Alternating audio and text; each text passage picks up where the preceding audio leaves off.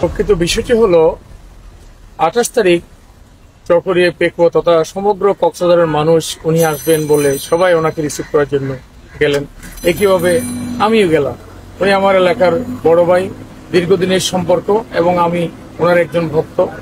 তো আমি একদম অনেক ভোরেই এই গাড়ি করে এয়ারপোর্টে চলে গেছিলাম এবং এই গাড়ি নেওয়ার পেছনে যেটা কারণ ছিল, এই গাড়ি তো আমরা অফিসিয়ালি ব্যবহার করি না, যখন প্রয়োজন পড়ে, অর্থাৎ কক্সবাজার মাতারবাড়ি, মহেশখালী, বদরখালী অনেক জমি এসএলএম গ্রুপ কিনেছেন আমাদের কাছ থেকে।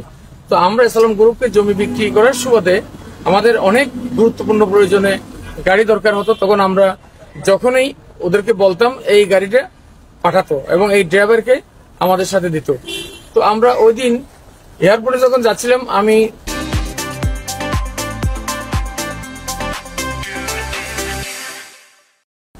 এই গাড়ি আমার সাথে ছিল, আমি ওনাকে নিয়ে তখন এয়ারপোর্টে ঢুকলাম। কিন্তু এয়ারপোর্টে ওনারও গাড়ি ছিল, অনেক দূরে ছিল, অনেক হাজার হাজার গাড়ি ওখানে ছিল, কিন্তু ঢুকতে পারছে মাত্র কয়েকটা গাড়ি। ওনার গাড়ি অনেক দূরে ছিল, আমার গাড়িটা একদম বিএপি লাউঞ্জের সামনে ছিল।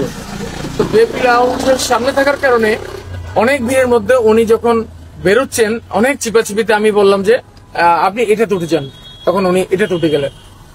এই গাড়িতে উঠার কারণেই আসলে শেষ পর্যন্ত কেউ একজন হয়তো বলেছেন এটা এসএলএমের গাড়ি। তো এসএলএমের গাড়ি বলতে এটা তো ওনার গাড়ি না।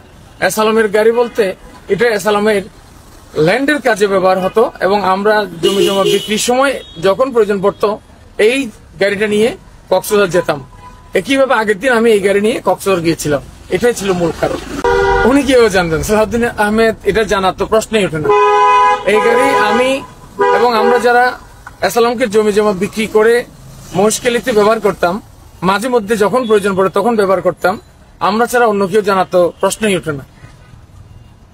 উনি জানলে হয়তো উনি এই গাড়িতে উঠতেন না, কিন্তু আমরা তো এই গাড়িতে উঠানোর জন্য চাইনি। কিন্তু অনেক দূরে ওনার গাড়ি ছিল, ভিড়ের মধ্যে অত দূর যাওয়া সম্ভব না হয়, আমি বললাম যে আপনি এখানে চলে আসেন, তখন উনি এই গাড়িতে উঠে গেলেন।